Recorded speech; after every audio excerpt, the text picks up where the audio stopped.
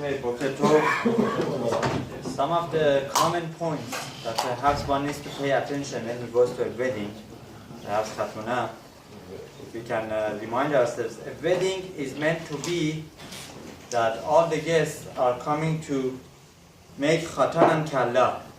The bride and the groom, they're coming to make them happy. So that should be the whole focus of attendees, right, to make them happy. How about the kindness? Right? And also, when it comes to chuppah, it is important to know that chuppah is the most holiest moments of the whole marriage ceremony, of the whole khatuna. So much so that the whole concept of chuppah comes from Matan Torah, from Har Sinai. Just like everyone gathered together, Har Sinai, and Hashem made it in a shape of a chuppah by, picking up the Har Sinai, and by making so many flowers there. Also, chuppah is compared to Har Sinai. Thus, it's important for a person to take a moment to say a prayer, to say tefillah, especially for the bride and the groom, that they should have shalom bayit or any tefillah that they need for the community. And also, that makes the person to be serious, because if Shekhinah is there, you don't joke around. Not only that, our Chachamim teach us that all the previous neshamot of the relatives of the bride and the groom, they come there.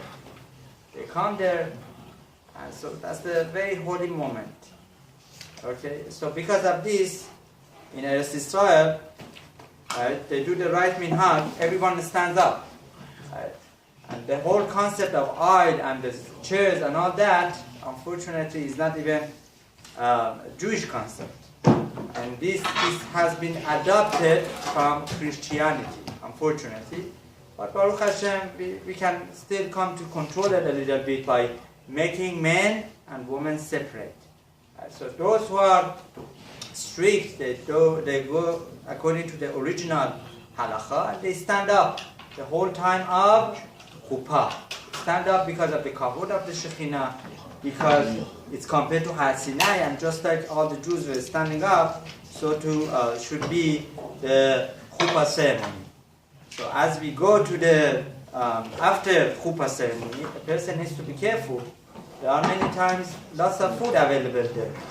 One beracha for one type of fruit suffice for other different fruits, but from, let's say, a fruit that is from a tree, hayatz, so you make one hayatz and that's enough. One hadama is enough for all the hadama. One shakor, not every time making shakor. And person needs to be careful from one room going to another room. Sometimes requires another bracha.